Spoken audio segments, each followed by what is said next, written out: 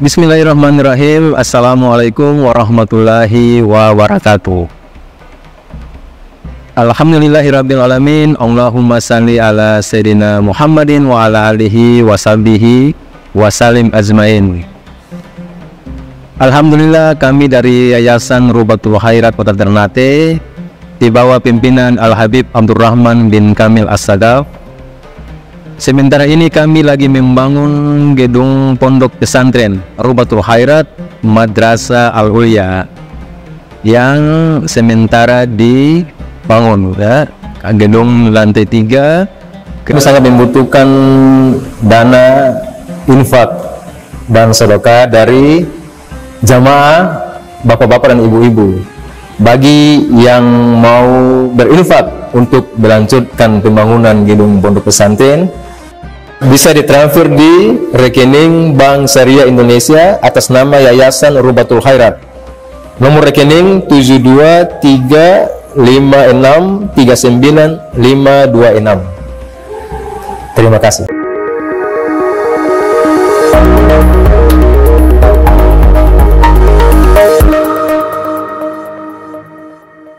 Insya Allah sama-sama dirahmati Allah Subhanahu wa Ta'ala. Nabi sallallahu alaihi wa alihi wasallam, beliau bersabda, sesungguhnya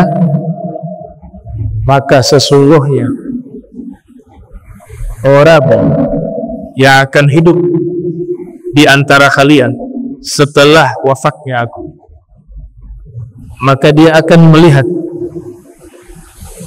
banyaknya perselisihan yang terjadi di tengah-tengah umatku, kata Nabi SAW. Jadi Nabi menyatakan kalimat atau sabda ini sangat jelas. Muatan yang terkandung dalam sabda Nabi ini berbicara tentang peristiwa yang akan terjadi di masa depan. Karena ada kata di situ fasayara, seorang di antara kalian dia akan melihat. Di Nabi tidak berbicara konteks pada masanya, tapi Nabi berbicara di masa yang akan datang. Karena di masa Nabi umat Islam satu, rujukannya jelas Rasul SAW. Semuanya pasti akan tunduk dengan apa yang disampaikan Nabi. Tapi setelah Nabi wafat, banyak terjadi tafsiran-tafsiran yang berbeda terkait teks-teks keagamaan kita, baik Al-Qur'annya maupun sunnahnya. Dan ini juga menunjukkan bahwa Nabi diberikan ilmu oleh Allah Subhanahu wa Ta'ala terkait hal-hal yang akan terjadi di masa depan.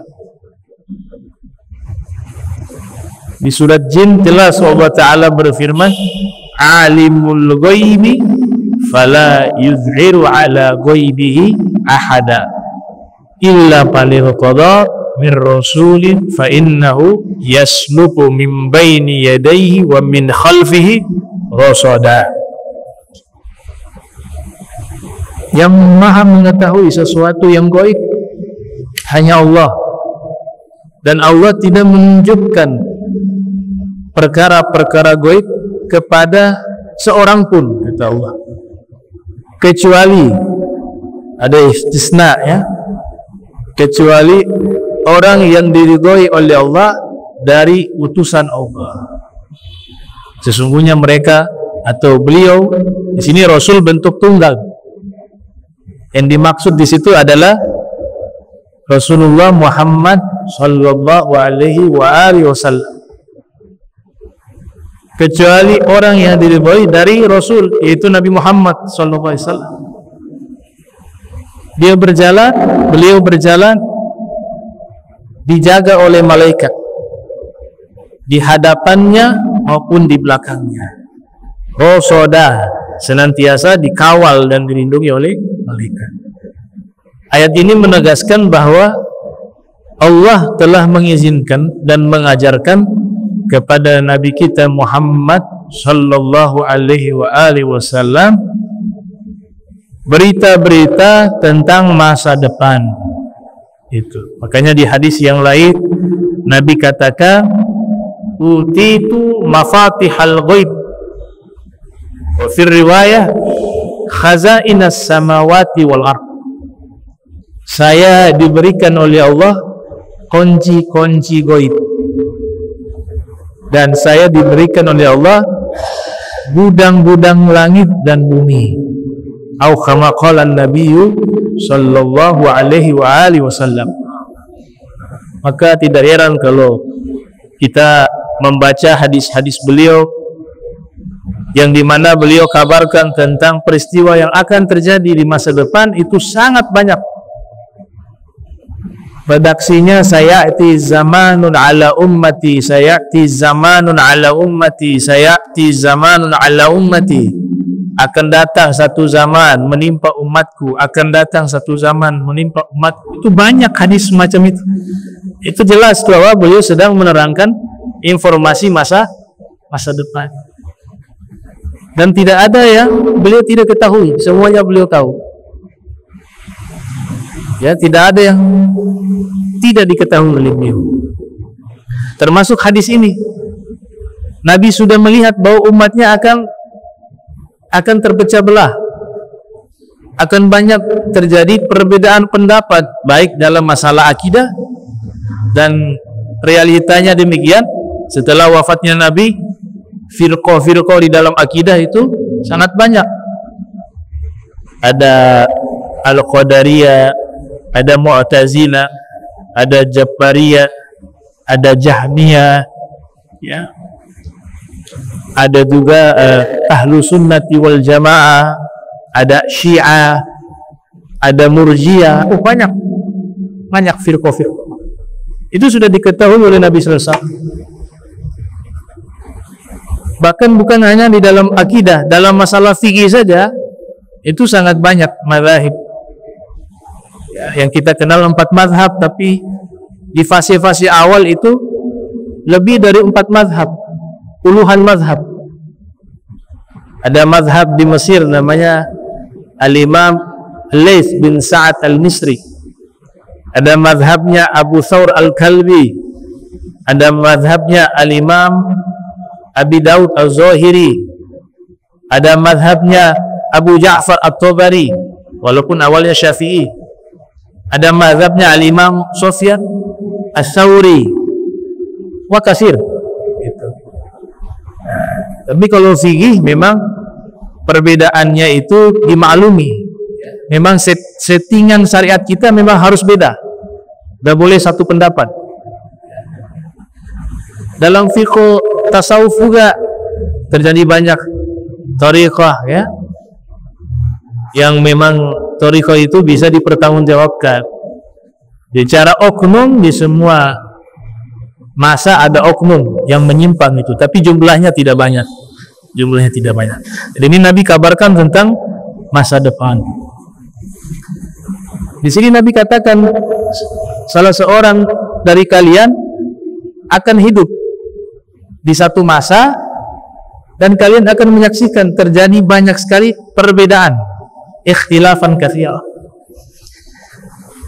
Di dalam hadis dinukil oleh Al-Imam Abul Hasan Al-Ash'ari, imam akidah kita, ya, kelahiran tahun 260 Hijriah, wafat 324 Hijriah. Di dalam kitab Al-Ibanah an Usulid Diyanah, cetakan Mesir, di situ ada riwayat, inna ummati la tajtami'u ala dolalatin fa idza ra'aitu ikhtilafa fa 'alaikum bis-sawadil 'azam. Yang artinya Nabi bersabda, sesungguhnya umatku tidak akan bersepakat di atas suatu kesesatan.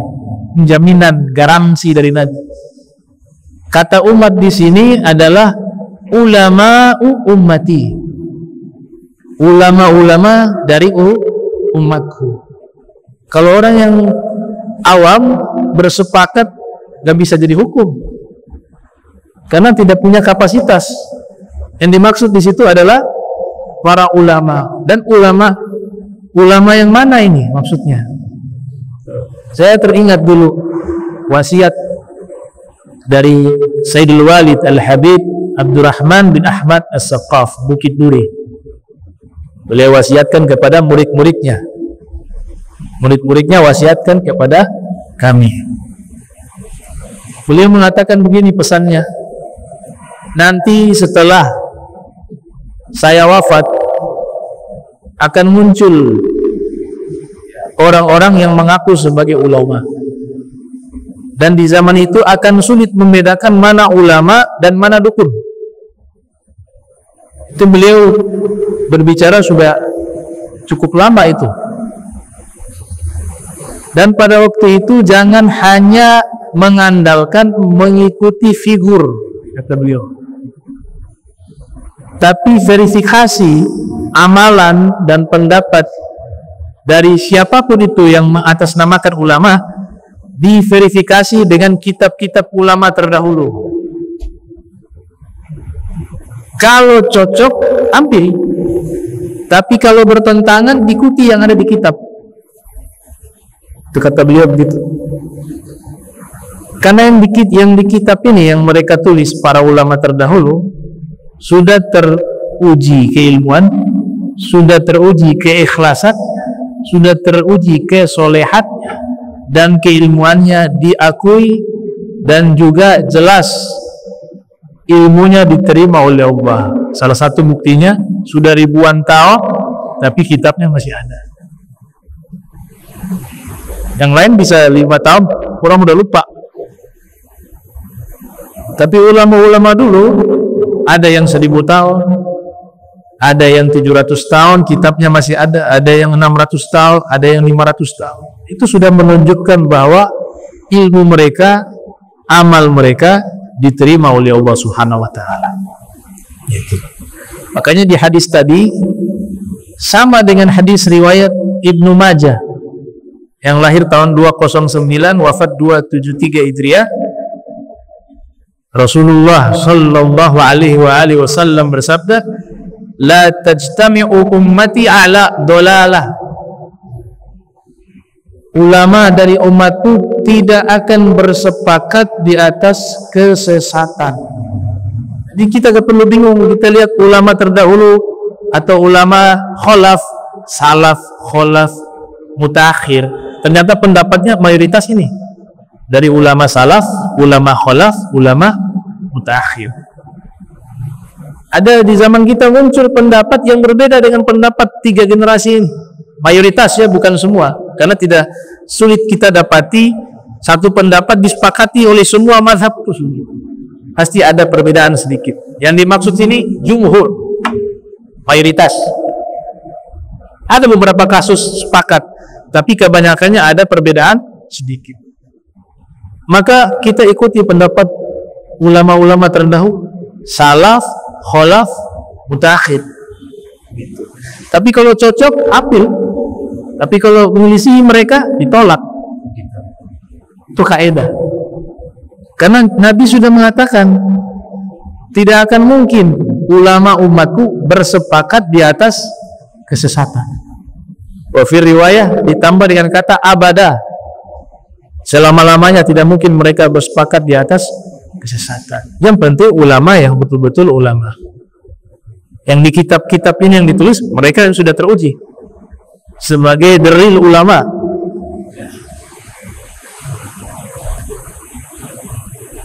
Nah, ini lanjutan hadisnya. Nabi katakan tadi, kalau kalian melihat banyak perbedaan, fa'alaikum bisawadil a'zam, kata Nabi, hendaklah kalian mengikuti mayoritas dari para ulama.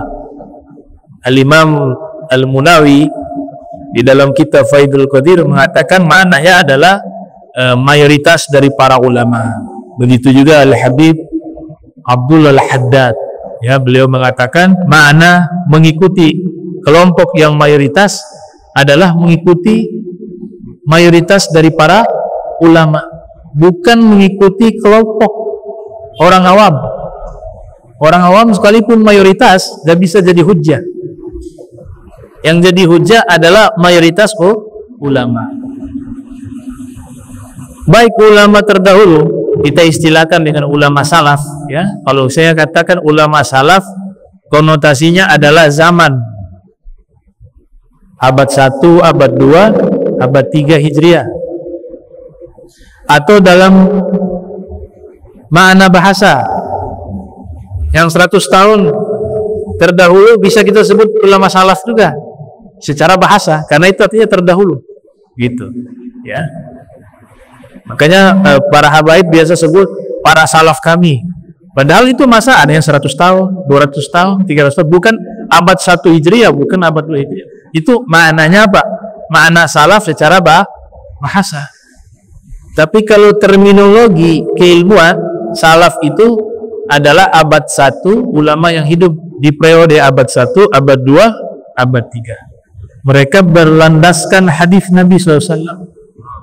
Nabi mengatakan khairu qarni thumma alladhina yalunahu thumma alladhina yalunahu. Masa terbaik adalah masaku, kata Nabi. Kemudian generasi berikutnya, kemudian generasi berikutnya. Kata qarn di situ artinya 1 abad. Nabi katakan masa beliau masa terbaik 100 tahun. Berikutnya 200 tahun dan berikutnya 300 tahun. Itu disebut dengan ulama salaf. Dan juga kita juga mengambil pendapat ulama khalaf, ulama setelah masa ulama salaf. Dan ulama yang setelah khalaf namanya mutaakhir. Dan ulama yang ada di masa kita juga boleh kita merujuk, yaitu ulama kontemporer, kekinian. Kalau pendapatnya ini mayoritas dari ulama salaf, ulama khalaf, mutaakhir, kemudian ulama kontemporer dikuatkan lagi, maka jangan ambil pendapat lain. Ikuti pendapat mereka, ya, ikuti pendapat mereka, karena pendapat mereka sudah digaransi oleh Nabi, dijamin oleh Nabi tidak akan sesat, tidak akan salah, gitu. Dalam bahasa fikih disebut al-ijma', ya, kesepakatan para ulama. Kemudian di sini dikatakan ada riwayat yang lain disebutkan ikhtilafu ummati rahmatun. Perbedaan pendapat dari ulama-ulama umatku adalah rahmat, kasih sayang Allah Subhanahu wa taala.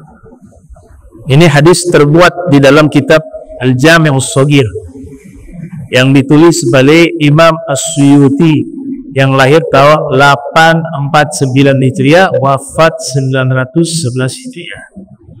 Tapi di riwayat Imam Ahmad yang lahir tahun 164, wafat 241 Hijriah, di dalam Musnad Nabi bersabda, al-jama'atu rahmatun wal furqatu azab. Berjamaah itu kasih sayang, bercerai-berai itu azab. Kalau kita analisa dua riwayat tadi seakan-akan kontradiksi, ya.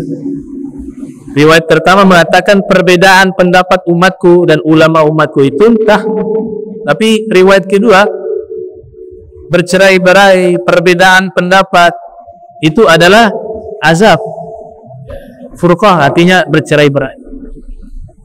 Ada satu ulama besar di Maroko namanya Sayyid Ahmad bin Muhammad bin Siddiq Al-Gummari.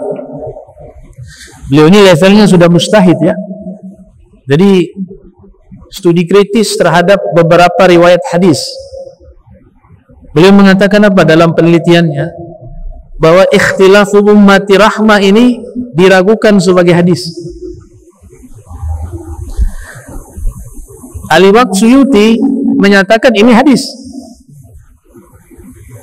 Tapi beliau berani mengatakan ini diragukan sebagai hadis, sebab hadis yang lebih sahih, minimal derajatnya isnaduhu hasan, sanadnya hasan, menyatakan berjamaah rahmat, bercerai-berai itu adalah azab. Kok bisa ini ikhtilaf, perbedaan pendapat, kok bisa jadi rahmat? Perselisihan kok bisa jadi rahmat? Maka beliau riset kembali dua riwayat ini. Kesimpulan yang beliau dapatkan bahwa hadis riwayat Imam Ahmad al-jama'atu rahmah lebih kuat dari riwayat ikhtilafu ummati rahmah.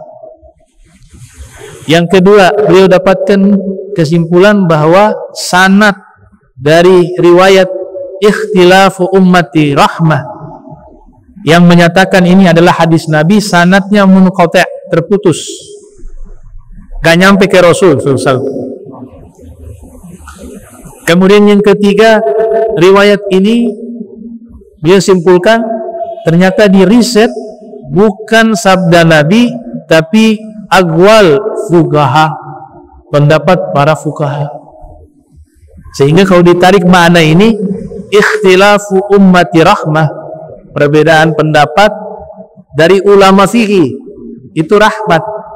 Karena di fikih kan ada beberapa pendapat mazhab, maka bisa diterima riwayat ini sebagai ucapan para ulama. Dan itu dijawab oleh Syekh Muhammad Ad-Dibisqi Al-Uthmani. Beliau menjawab lewat judul kitab yang beliau tulis tentang 4 mazhab secara ringkas. Rahmatul ummah fi ikhtilafil a'immah. Rahmat bagi umat jika perbedaan pendapat itu dari para imam. Imam Syafi'i mengatakan begini, Imam Abu Hanifah mengatakan B, Imam Syafi'i mengatakan A, ya, Imam Malik mengatakan C, Imam Ahmad mengatakan D misalnya. Nah, mereka punya argumentasi semuanya. Ini bagi umat menjadi rahmat, gitu. Imam Malik mengatakan kunut subuh sunnah, Imam Syafi'i mengatakan kunut subuh sunnah, Imam Abu Hanifah mengatakan gak ada kunut subuh, Imam Ahmad mengatakan tidak ada kunut subuh. Ini rahmat. Yang satunya sholat tangannya di atas pusar, di bawah dada, Imam Syafi'i dengan ulamanya. Imam Malik di bawah dada, di atas pusar juga. Riwayat kedua menjulurkan kedua tangan. Imam Abu Hanifah, Imam Ahmad ketika sholat meletakkan tangan di bawah pusar. Rahmat. Dan masih banyak perbedaan-perbedaan itu. Kalau kasusnya demikian, itu rahmat dalam masalah fikih. Misalnya juga kasus ada istri, suaminya hilang, nggak ada kabar. Ini belum bisa jadi hukum waris, kecuali sudah dapat info suaminya sudah meninggal. Nah, pendapat klasik itu pada imam-imam terdahulu, maka lantas bagaimana menghukuminya untuk bisa dia dapat waris dan mengetahui suaminya sudah meninggal? Maka tunggu kawan-kawan yang seumur meninggal juga. Jadi dia punya kawan, suami punya kawan yang seumuran, kalau sudah meninggal semua, baru dihukumi sudah meninggal. Ada juga pakai tahun, tunggu 60 tahun, tunggu 80 tahun.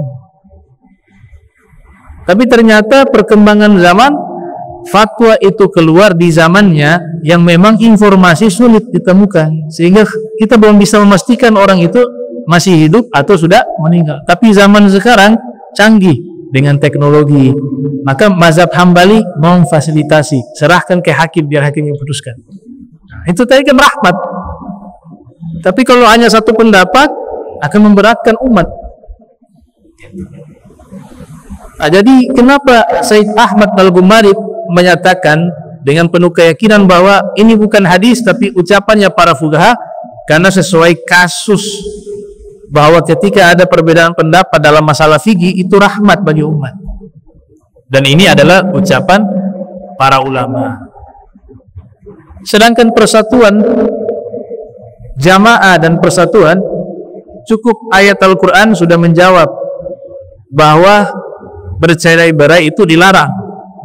Yang diperintahkan kita harus bersatu. Wa'atasimu bihablillahi jami'a wa la tafarraqu wadhkuru ni'matallahi alaikum idh kuntum a'da fa'allafa baina qulubikum fa asbahtum bi ni'matihi ikhwana.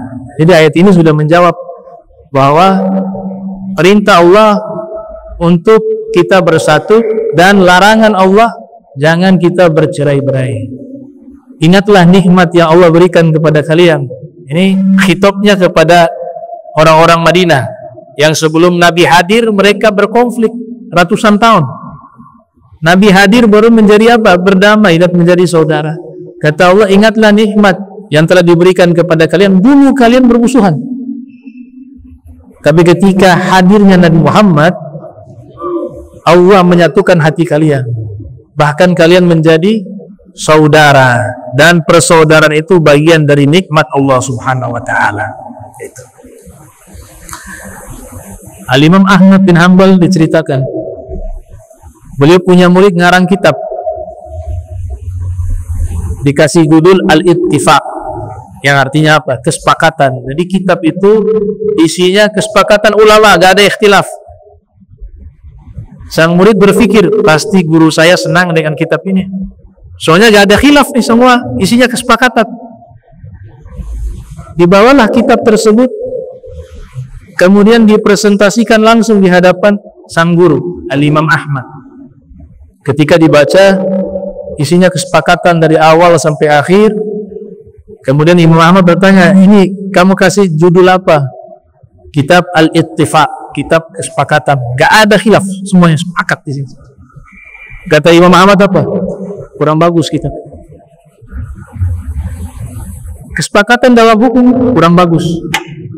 Datang murid kedua, sudah menyusun kitab juga, isinya dari awal sampai akhir perbedaan ulama tentang masalah hukum. Dipresentasikan di hadapan Imam Ahmad, dibaca dari awal sampai akhir. Selesai baca, Imam Ahmad mengatakan, bagus kitabnya, kitab ini yang bagus. Kemudian yang mengarang tadi kitab kesepakatan ulama, wahai guru, kenapa yang perbedaan pendapat justru bagus, yang kesepakatan tidak bagus?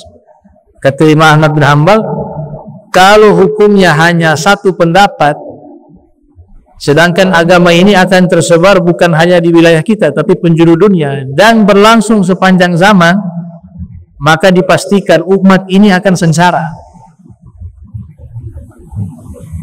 Umat ini akan kesulitan.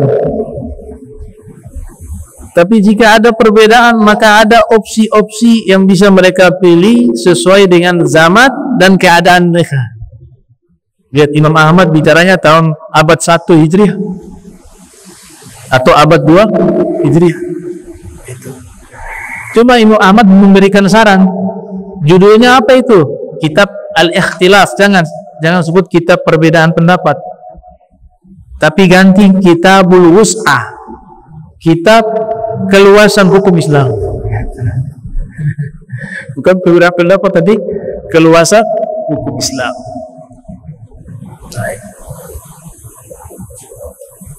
Kemudian Nabi SAW beliau melanjutkan di sini, fa'alaikum bisunnati.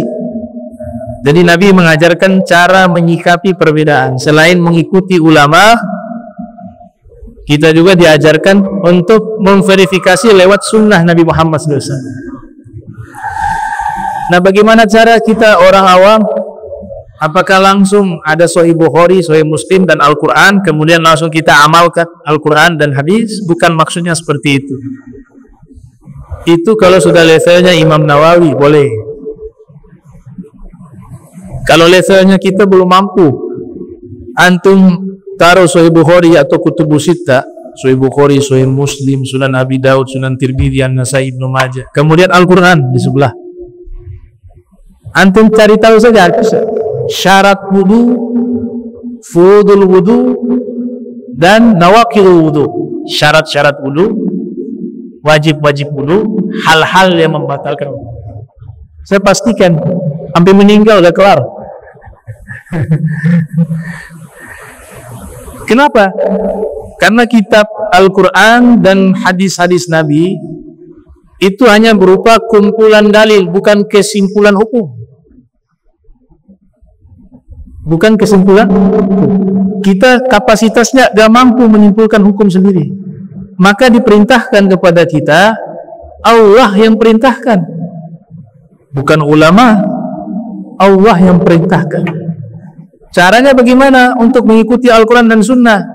Ittiba'al ulama, ikuti para ulama. Mereka sudah simpulkan itu.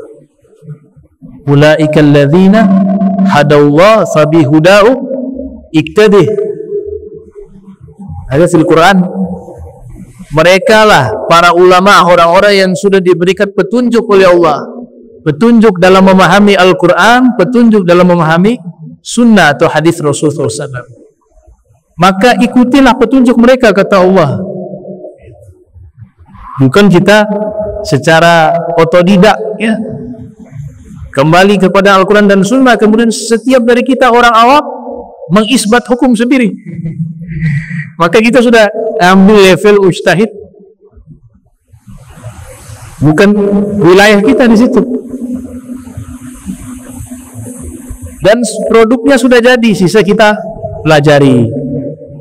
Bicara fikih sudah ada fikih, bicara tafsir sudah ada tafsir, bicara hadis sudah ada hadis. Ulama semua yang menerangkan, mereka mewakafkan umur. Bahkan banyak yang tidak tidur untuk belajar. Setelah belajar sudah diizinkan oleh sang guru, baru mulai mereka beristihad. Harus ada rekomendasi dari ulama lainnya. Nah, orang yang mengikuti Al-Quran dan Sunnah, Imam Haddad menjawab, walzam kitaballah watba sunnata waqtat hadakallah bil aslaf. Lazimilah Al-Quran, ikutilah Sunnah dengan cara ikuti para salaf. Para salaf. Kita bisa baca Al-Quran saja harus ada guru. Al-Quran untuk dibaca nih, alif, ba, ta, sa. Rata-rata kan belajar kepada guru. Ada yang otodidak, tapi pasti banyak salahnya. Yang sudah belajar kepada guru nanti sudah bisa baca, itu juga belum tentu semuanya bisa dikatakan benar. Harus belajar ke syekh atau guru yang lebih ahli lagi dalam bidang ilmu qiraah. Mana sifat hurufnya apa, makharijul hurufnya bagaimana, matnya bagaimana, ikhfanya bagaimana, idghamnya bagaimana, dan seterusnya. Itu hanya dari sisi bacaan. Lantas bagaimana memahami Al-Quran? Kalau cara baca saja, proses belajarnya itu panjang. Bagaimana cara memahaminya? Jauh lebih sulit. Nah, mereka lah yang mampu memahami.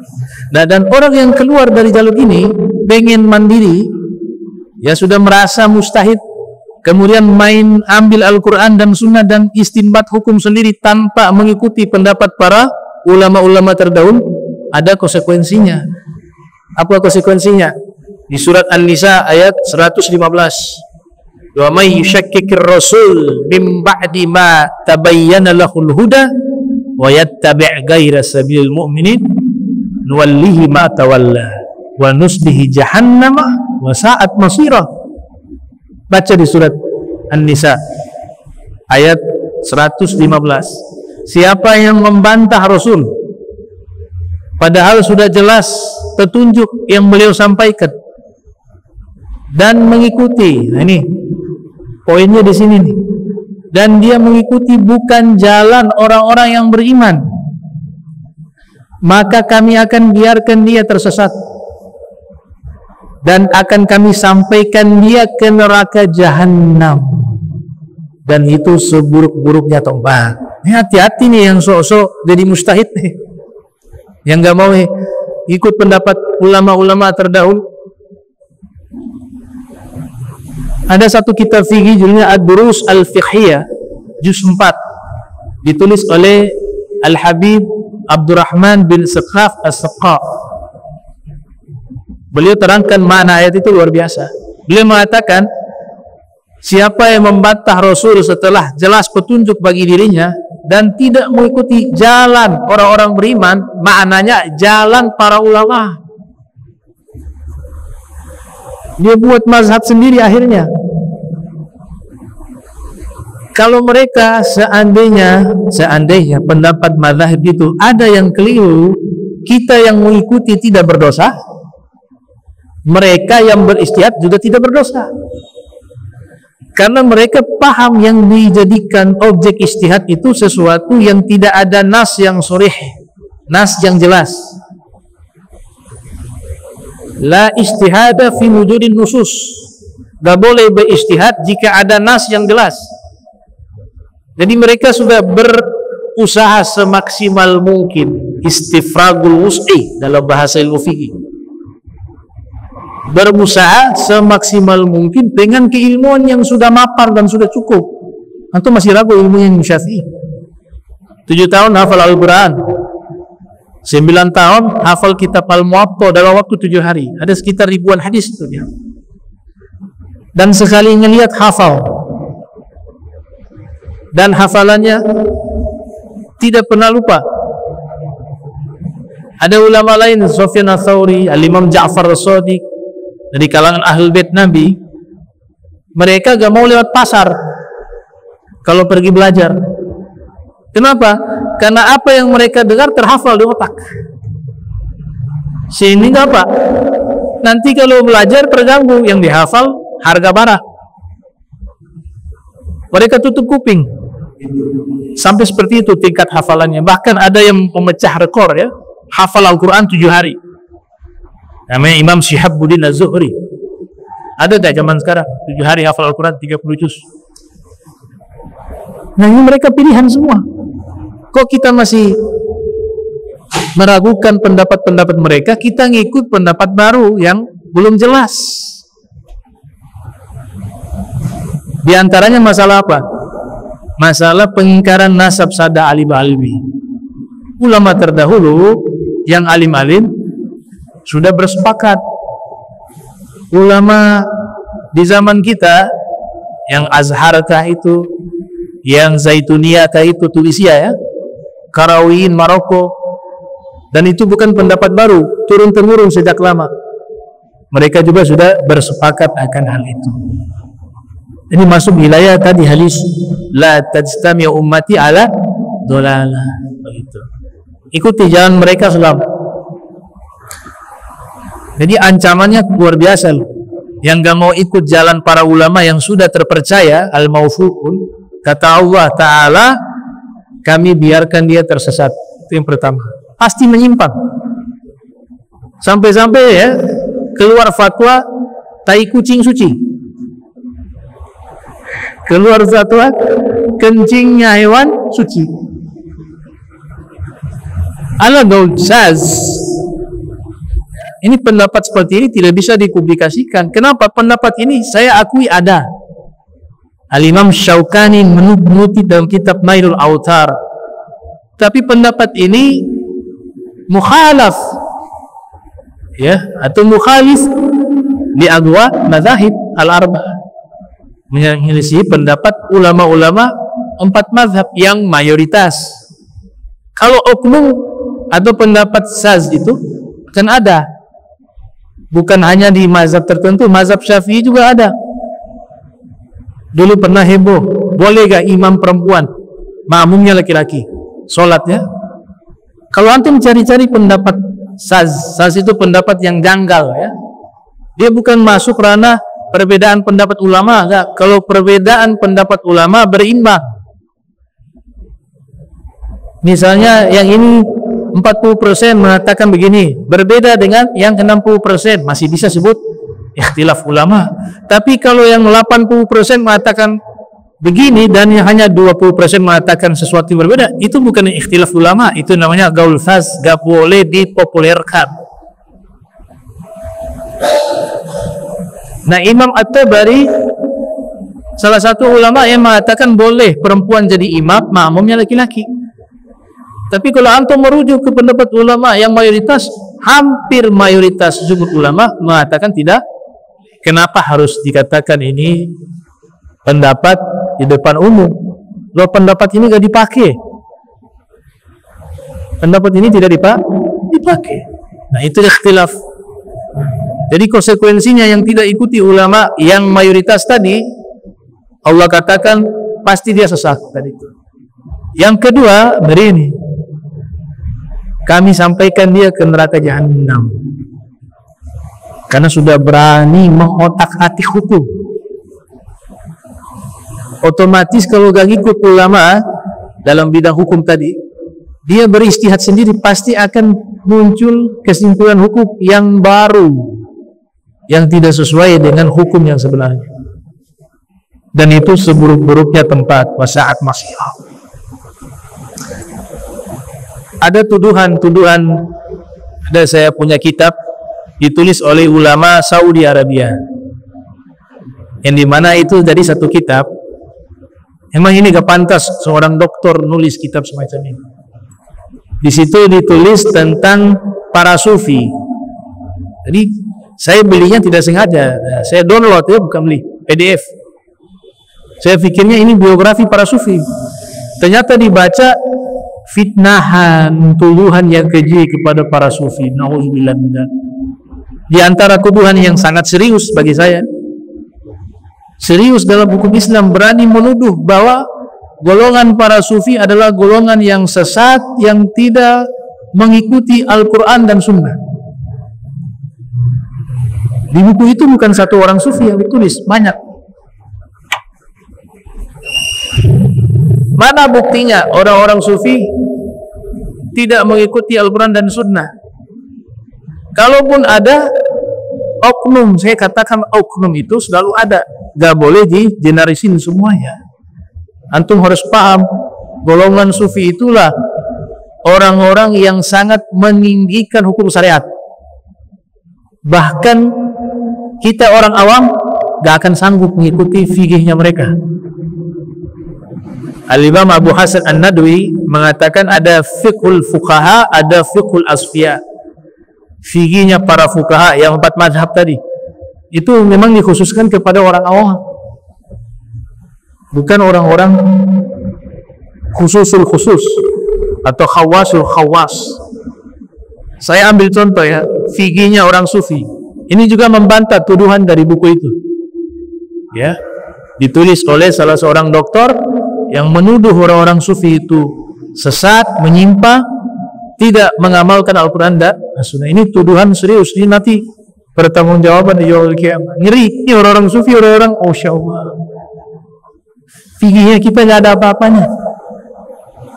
Contoh ya, zakatnya mereka zakat ternak. Kalau kita kan berapa puluh keluar satu. Kalau mereka semuanya zakat. Mau 30 ekor, ya zakatnya 30 ekor itu. Karena bagi mereka semua haknya Allah. Kita tak punya hak. Makanya tradisi orang-orang sufi terdahulu salah disalahpahami nih. Kelihatan semua miskin. Betul tidak? Konotasinya pakaian compang-camping. Itu sebenarnya apa? Harta mereka sudah infakkan di jalan Allah seluruhnya. Dah pakai 2,5%. Bisa ikut itu? Gak bisa. Atau yang nulis buku itu juga gak bisa. Hukum orang ketika sholat kemudian menguap dalam fikih fuqaha makruh. Ditanya kepada yang nanya Imam Ahmad kepada salah satu tokoh sufi, hukum menguap ketika sholat, lagi sholat. Kata sufi ini, kalau mazhab kalian makruh, kalau mazhab kami hukum mati. Kisos. Karena itu hamba kurang ajar di hadapan Allah, dia berani menguap, sedangkan di hadapan raja manusia dia gak berani menguap, kurang ajar dia, hukum mati. Pingsan ke rumah Ahmad ya. Makanya fikih mereka di atas. Mereka masuk toilet itu di dalam kitab Tanbihul Al-Muqtarrin ya. Al-Imam Syekh Abu Habs Sya'rani menulis, para sufi kalau masuk toilet, baju itu sudah gak bisa digunakan untuk sholat. Mereka harus ganti baju baru. Padahal tidak kena najis ya, mereka sudah berhati-hati. Tapi tidak layak baju yang masuk toilet kemudian digunakan untuk sholat. Tapi kalau fuqaha kan boleh, selama tidak kena najis. Itu fikihnya sufi. Jadi sangat salah sekali orang-orang sufi itu teledor dalam masalah fikih. Justru mereka fikihnya di atas, ilmu kalamnya di atas. Imam Ghazali mengakui, saya belajar ilmu kalam. Ternyata yang bisa menyampaikan kepada Allah secara cepat itu ilmu kalam versinya sufi. Karena pendekatannya bukan dengan akal saja, tapi pendekatan dengan hati.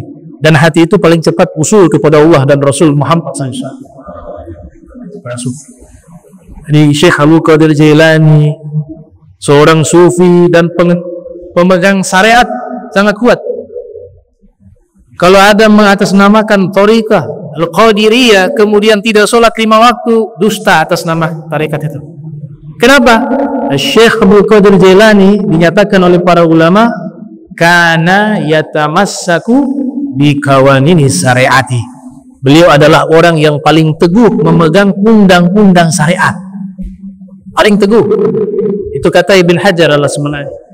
Bahkan beliau pesankan wasiat kepada anaknya, ya bunayya tir ilal haq bijanahai alkitab was sunnah. Wahai anakku, terbanglah menuju kepada Allah yang maha benar dengan 2 sayap, Al-Quran dan As-Sunnah.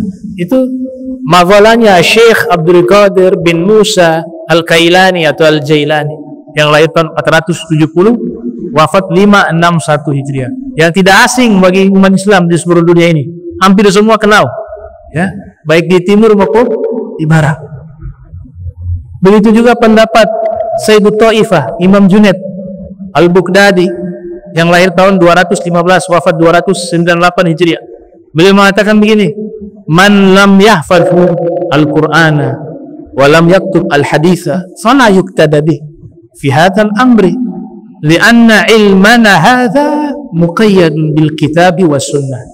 Siapa orang yang tidak pernah menghafal Al-Quran dan tidak pernah mencatat hadis Nabi, artinya tidak belajar, maka orang semacam ini gak boleh diikuti, gak boleh diangkat menjadi guru, apalagi mursyid, kata beliau.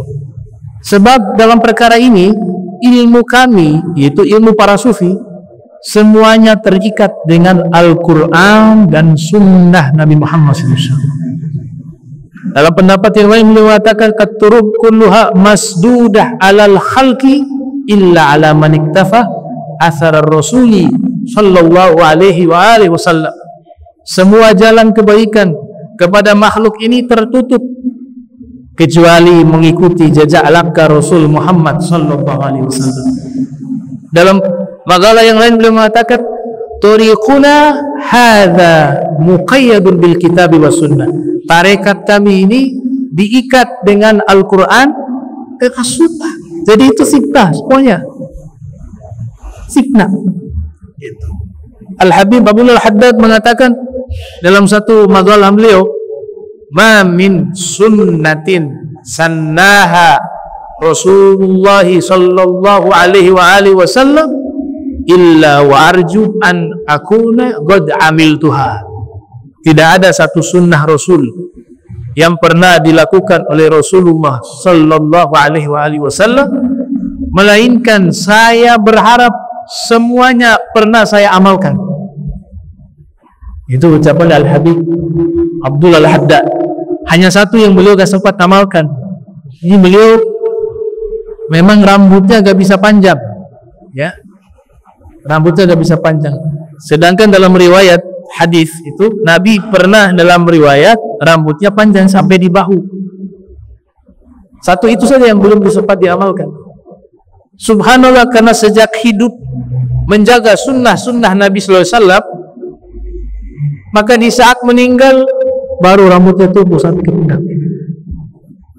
Berarti semua sunnah sudah dikerjakan. Tuh.